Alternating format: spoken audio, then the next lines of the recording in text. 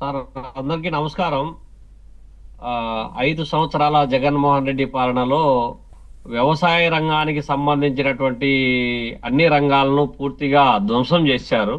ఉమ్, వాటితో పాటు రైతులను కూడా పూర్తిగా నిర్లక్ష్యం చేయడమే కాకుండా గాలికి వదిలేసినాడు. ఆ 5 సంవత్సరాల కాలంలో ఎప్పుడు కూడా వ్యవసాయ పరపతి సంఘాలకు ఎన్నికలు జరిపినటువంటి దాఖలాలు లేవు. నీటి సంఘాలకు సంబంధించినటువంటి ప్రజాస్వామ్య పద్ధతిలో ఎన్నికలు జరిపినటువంటి దాఖలాలు లేవు. చాలా వాటిని నామినేటెడ్ ప్రాతిపదికన ఆ ఏకపక్షంగా కమిటీలో నామినేట్ చేసుకుంటా పోయినాడు తప్ప ఎప్పుడు కూడా ప్రజాస్వామ్య పద్ధతిలో ప్రజల ద్వారా ఎన్నికలు జరగాలి, వాళ్ళు రేపు పొద్దున అక్కడ ఉన్నటువంటి ఆయా రంగాలలో ఉన్నటువంటి సమస్యలకు రిప్రజెంట్ చేయాలి, తద్వారా అభివృద్ధికి కృషి చేయాలనేటువంటి ధోరణి పూర్తిగా పక్కన పెట్టి ఒక నిరంకుశ వాదానికి తెరలేపినాడు. ఒక నియంతృత్వానికి పరాకాష్ఠగా మారిపోయినాడు జగన్మోహన్ రెడ్డి. ఇందులో ఏమంటే అధికారం ఉంది, అధికారంలో ఉన్నాము కాబట్టి మేము చెప్పింది జరిగిపోతుంది, అందుకు పోలీసులు మిగతా డిపార్ట్మెంట్ అంతా కూడా మా కనుసన్నల్లో ఉంది, మా చేతుల్లో ఉంది అని చెప్పి జరుపుకుంటా పోయినారు.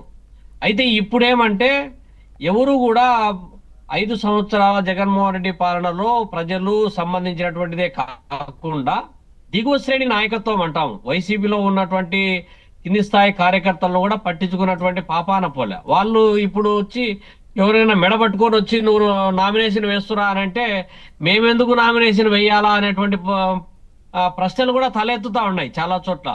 మేమెందుకు వ్యతిరేకంగా నిలబడాలి, మీకోసము మిమ్మల్ని 5 సంవత్సరాల పాటు అధికారంలో పెడితే మీరు ఏ రోజు మమ్మల్ని పట్టించుకున్నటువంటి దాఖలాలు లేవు.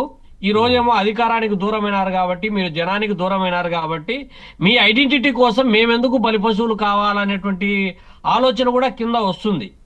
అంటే ఏంటి ఇప్పుడు వారిని అడ్డం పెట్టి నామినేషన్లు అన్న వేపించి మా పార్టీ ఇంకా ఉంది అని చెప్పే ప్రయత్నం చేద్దామని అనుకుంటున్నారు. కానీ ఇది వీళ్ళు అర్థం చేసుకున్నారు, రేపు మేమెందుకు మాకెందుకు ఇదంతా గొడవ, ఎట్లయినా ఓడిపోయేదే కదా అన్న భావనలో వారు ఉన్నారు. అంతేనా? అంతే అంతే తప్ప ఇంకొకటి కాదు.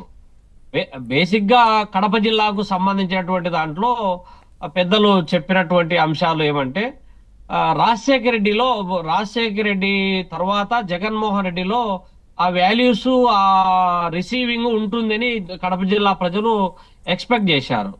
కానీ 5 సంవత్సరాల కాలంలో ఎవరిని కూడా దగ్గరికి కూడా దరిదాపులు కూడా రానిచ్చినటువంటి దాఖలాలు లేవు.